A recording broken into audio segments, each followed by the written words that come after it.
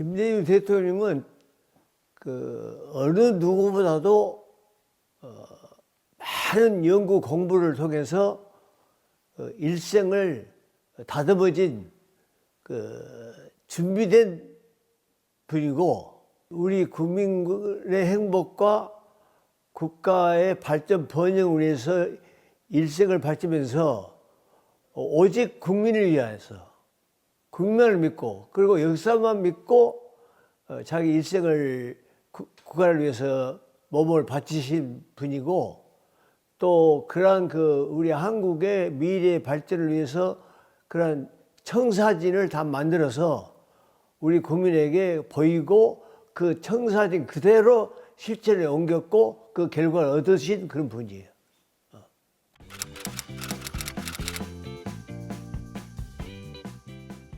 나이는 6년 선배고 학교는 4년 선배.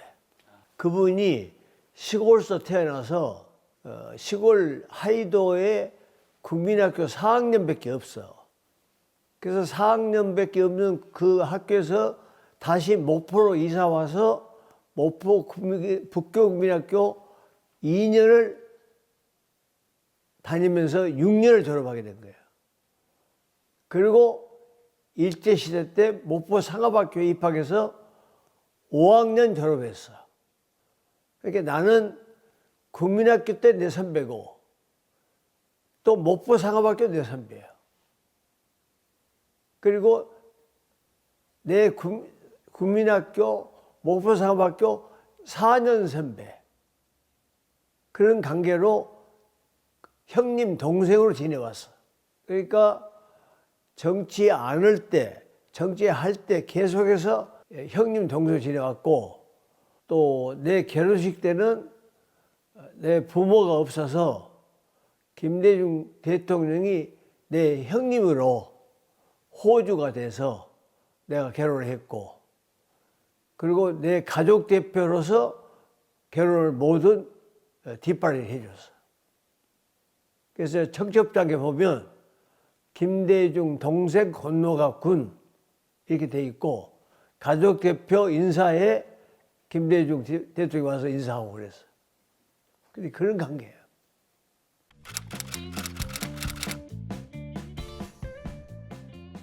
근데 원래 나는 정치를 하려고 했던 사람이 아니고, 김대중 대통령과의 그 하나의 형제간의 그 관계가 너무 돈독했고, 또 내가 존경하고 그런 사이였기 때문에, 그분이 그 똑똑하고 훌륭한 분이 국회의원을 3번 떨어졌어.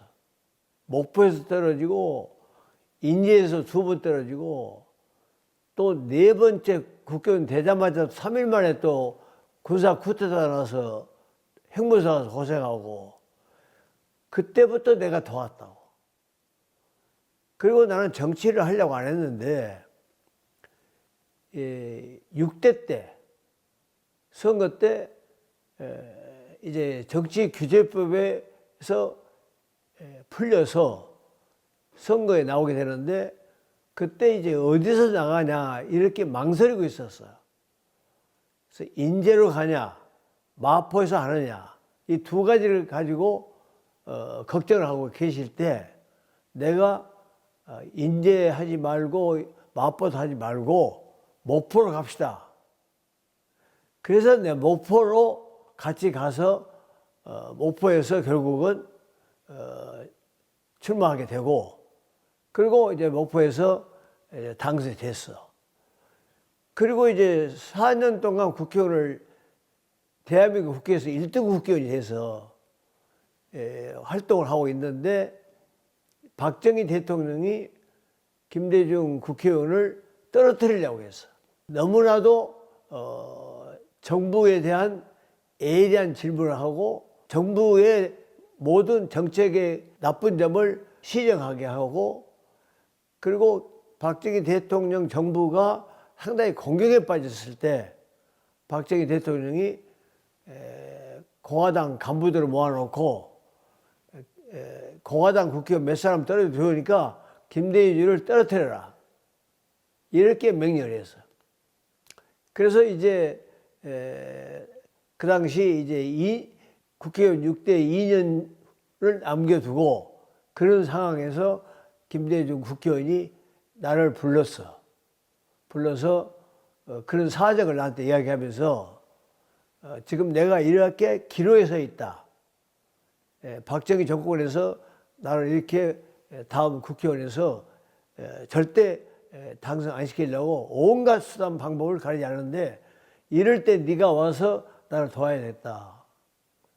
그래서 그때 다시 내가 와서 이제 처음으로 형님 밑에서 비서를 하게 되는 거예요. 그것이 오늘날까지 온 거예요. 그런데 국회의원 할 때 그 양반의 능력과 그 훌륭한 점은 한일 회담을 할 때 온 국민이 한일 회담 반대를 했어. 야당은 뿐만 아니라 학생 할 것 없이 전국에 산재되어 있는 데모대들이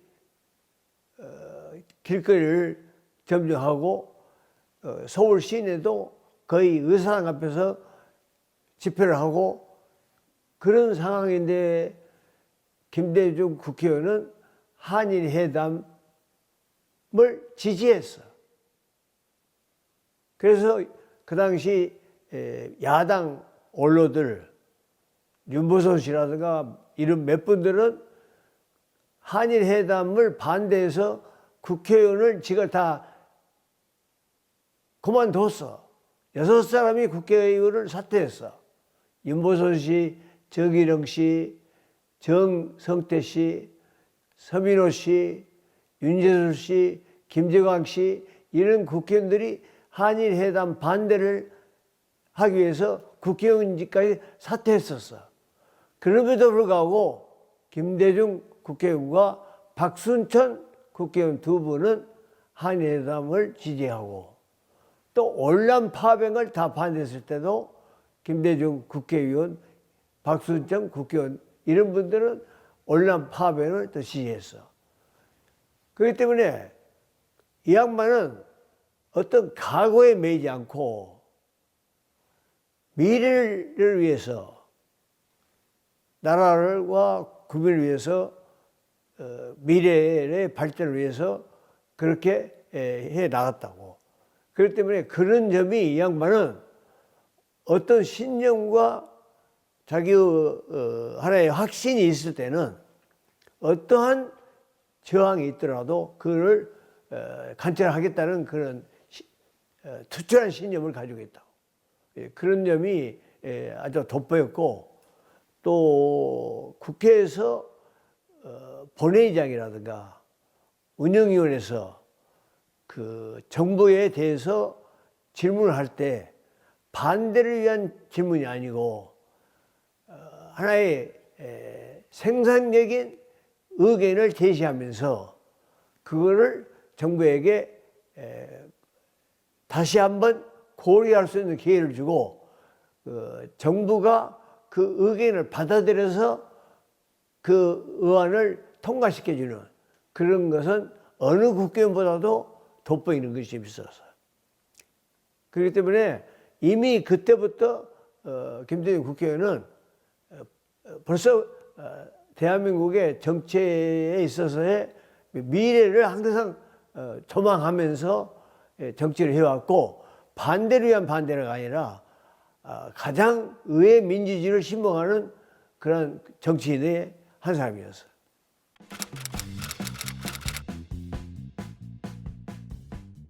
김대중 대통령이 나한테 하는 말씀이 71년도에 대통령 선거에서 아쉽게 패배했지만은 사실은 이긴 거나 마찬가지예요. 우리 참가인들이 경상북도, 경상남도, 부산 이쪽에는 한 사람도 참가인이 들어가지 못했어. 전부 몽디로 두들겨 맞고 학생들, 자원봉사들이 참가인을 못 오고 참가인이 없는 투표 개표를 했어요. 그래서 서울, 경기도, 호남 할 것 없이 우리가 완성했는데도 그 지역에서만 우리가 패배했다고.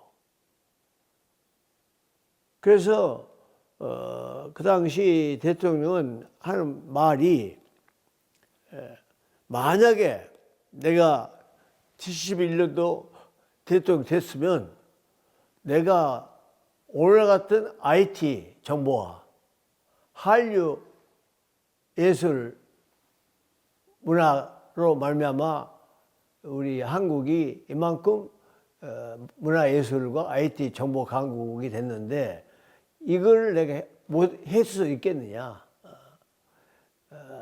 다 이렇게 내가 할 수 있도록 해준 것이 바로 나의 그러한 28년 동안의 기간 동안에 나를 공부를 시키고 또 연구하게 해서 기회를 주신 것이 다 하나님의 은혜 아니냐.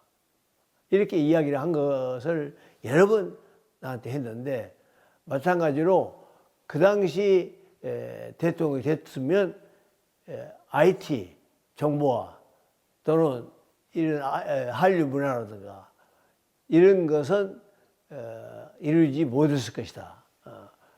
그때는 이제 3단계 통일 방안이라든가 4대국 안전보장 이사국이라든가 이런 모든 것은 그 당시만 해도 그냥 많이 이미 준비되어 있었기 때문에 그런 남북 간의 교류 평화 그런 전쟁 없는 평화 분위기를 만들 수 있었지만은 IT라든가 한류라든가 이런 것은 내가 그때는 못했을 것이다. 이런 말씀을 자주 한 것을 내가 들었어요.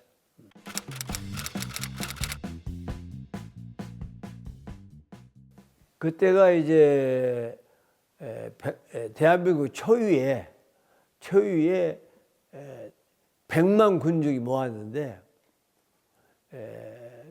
그때 이제 신민당 당사에서 유진산 당수, 양일동 부당수 이렇게 김대중 후보 세 분이 오픈카 트럭에 타고 그 뒤에 나하고 김상현 의원이 타고 이렇게 가는데 장춘체육관 입구에서부터 올라갈 수가 없었어.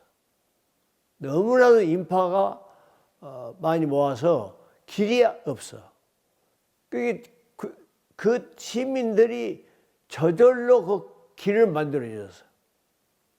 길을 만들어서 그 트럭이 올라갈 수 있었는데 그 도중에 그 인파를 보고 양일동 씨가 김대중 국회 후보 등을 두르면서 동생 끝났네. 끝났네. 이렇게 본인도 모르게 너무나도 감동해서 그렇게 이야기를 하고 이미 그 인파 100만 명의 인파가 전국에 보급이 됐기 때문에 거의 아마 대통령 당선된다고 우리도 그렇게 봤어요. 우리의 후손에게 영광된 조국은 남겨줬다.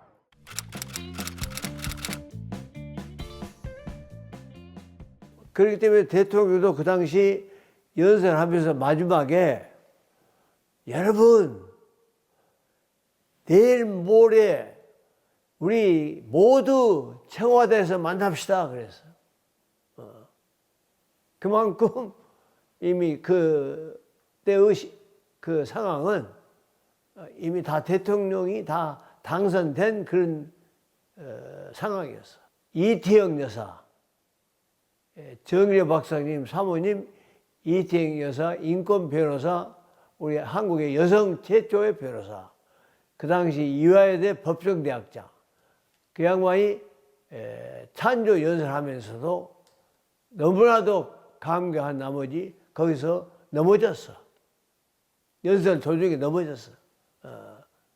그리고 이렇게 세워서 연설을 끝내는 그런 상황이었어. 그리고 인파들이 장춘공원 그 나무 위에 그 많은 나무 위에 전부 매달려 있었고 역사상 우리 한국 역사상 그런 일은 아마 전무후무할 그런 직위였어.